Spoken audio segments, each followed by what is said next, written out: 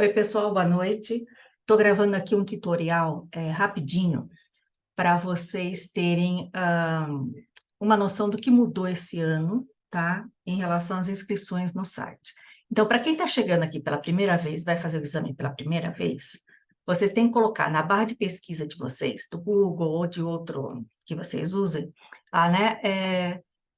esse endereço eletrônico aqui, ó, www.lui.cat.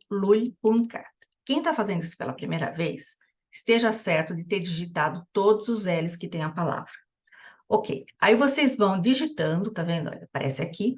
Vocês vão entrar nessa página aqui, que é a página principal do Instituto. E aí vocês vão, então, em língua, ok? Vocês têm que clicar aqui, vai aparecer uma página com várias opções, vocês vão em Certificados da Catalá. Aí, entrando nessa página, vocês vão ver aqui tudo referente a essa segunda convocatória desse ano, tá?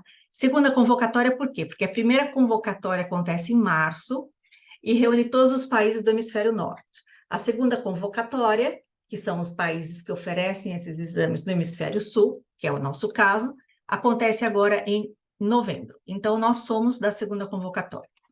Aí vocês vão descer aqui, tá?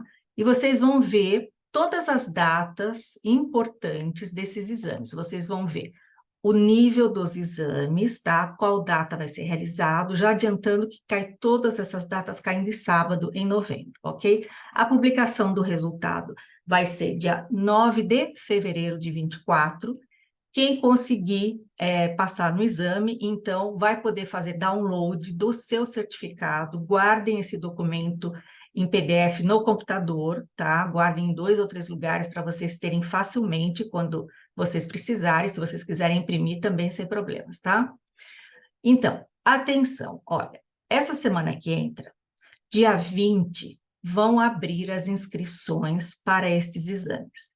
E o término dessas inscrições vai ser dia 2/10. Então, assim, a gente não tem muito tempo para fazer essas inscrições, então é bom já fazer logo na primeira semana, porque se acontecer alguma dúvida que surgir, eu posso dar suporte para vocês, tá bom? Ok, então vamos lá. O que mudou esse ano? Antes, vocês podiam fazer a inscrição tanto com o passaporte espanhol de vocês, quem tivesse, quanto com a identidade brasileira. Esse ano, eles estão obrigando, tá, que se apresente o número da identidade, que se faça o registro pelo número da identidade e que essa identidade seja escaneada e seja enviada também junto com os outros dados da inscrição. Então, quando vocês abrirem lá a ficha de inscrição esse ano, vai ter um botão onde vocês vão poder clicar e carregar a imagem, tá, que eles estão solicitando. No caso, a carteira de identidade. Quando vocês escanearem a carteira de identidade, seria muito interessante que vocês escaneassem ela aberta, tá? Ó, então, ficaria mais fácil, entendeu? Então, assim, vamos facilitar o máximo para eles.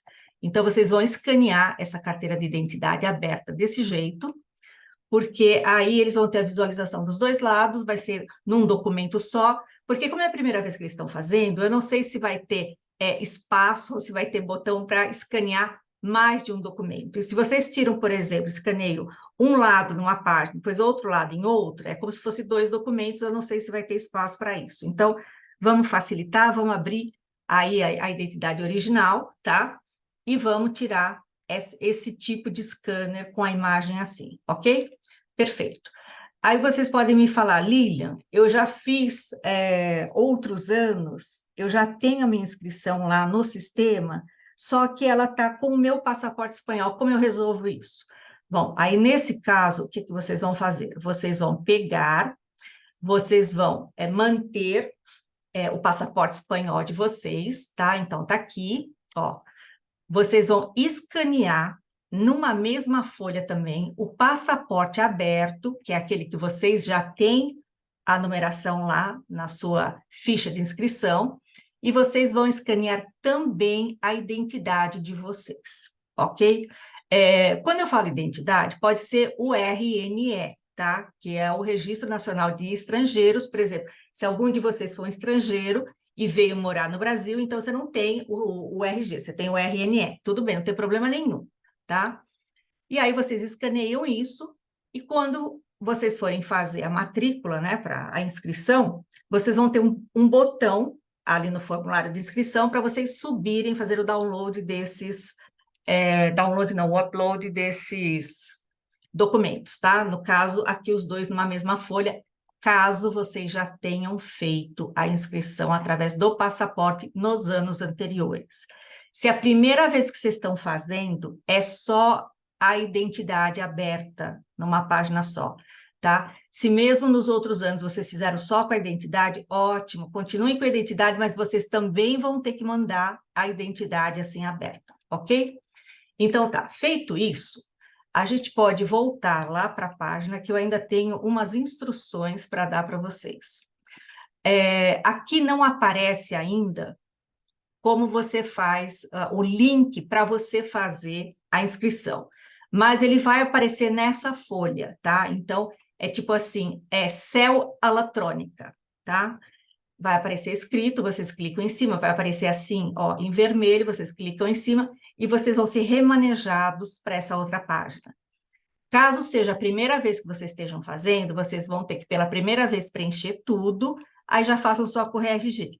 Se for segunda vez e, por um acaso, vocês tiverem feito antes com o RG, volto a falar, não tem problema, apenas façam também a cópia, o scanner do seu RG aberto, porque vai ser necessário também subir esse documento, tá?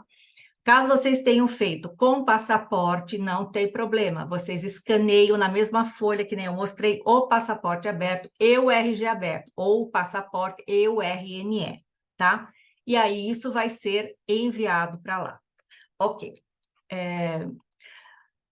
Para quem está fazendo pela primeira vez, vocês podem ver aqui, nesses detalhes, né? Nessa relação de exames que são ofertados aqui em São Paulo, vocês podem escolher aqueles que vocês vão fazer de acordo com o conhecimento de vocês. Então, suponhamos que pela primeira vez você vai prestar, você quer fazer um exame nível básico, e você quer saber como é um exame nível básico. Você não tem experiência nisso. Então, você clica aqui em cima, tá? Vai abrir uma outra folha, em que vai aparecer toda a informação que você precisa só sobre o nível básico. E aqui, olha que legal, onde fala modelo de exames, você tem 1, 2, 3, 4. 4 modelos de exames diferentes do nível A2. Você pode fazer o download deles para você treinar. Aí você treina, você lê as instruções do exame, ok? Aqui são as respostas desses exames. Quer dizer, vocês podem fazer, depois vocês podem comparar com as respostas oficiais para ver como que vocês estão, aonde vocês estão errando. Vocês ainda têm mais de um mês para chegar nesses exames, vocês ainda podem fazer um apanhado, um estudo, né, dos principais pontos onde vocês ainda têm mais dúvidas, ok? Aqui embaixo, vocês têm modelo 1, modelo 2, modelo 3, modelo 4, do áudio que acompanha cada exame, tá? Então, se vocês estão fazendo modelo 1, vocês vão ter que baixar o áudio do modelo 1, porque os exames, eles são divididos em parte escrita, em parte de compreensão oral, que são esses áudios aqui, e numa terceira parte, que é a entrevista que vocês vão fazer com o coordenador do exame, tá? Então, essa entrevista, vocês vão ver aqui quais são o tipo de temas abordados, as perguntas que se fazem, entende? Não tem, assim, uma resposta oficial para isso, tá? Mas vocês vão saber sobre o que vocês vão poder conversar aqui e quanto tempo vai ter que durar essa conversação. Isso é muito interessante. Aí, o objetivo dessa prova, né, o objetivo geral, a estrutura da prova, enfim. E aqui embaixo vocês têm uma tabela de peso das partes da prova. Então, por exemplo, a compreensão oral, veja só como ela importa. Ela vale 30%. E a expressão oral, que é a entrevista que você vai fazer com o seu orientador não, o organizador, mais 30%, tá? Então, a compreensão leitora, 25%, certo? E a adequação à situação comunicativa, 15%. Então, vocês podem ler, ó, tá vendo? Aqui tem uma descrição do que é cada área e do que eles esperam de cada área, ok? Isso daqui serve não só para o básico 2, vocês vão ter exemplos do elemental, exemplos do intermédio, do nível de suficiência e do superior também, tá? Então, quem quiser fazer, já faz o download disso daqui, já dá uma olhada se ainda não conhece, entende? Mas não se esqueçam de fazer a inscrição até o dia base, tá? Que é o dia 2 de outubro. Então, não deixem para fazer no último dia, por quê? Porque eles falam dia 2 de outubro até às 23 horas, mas 23 horas de Barcelona.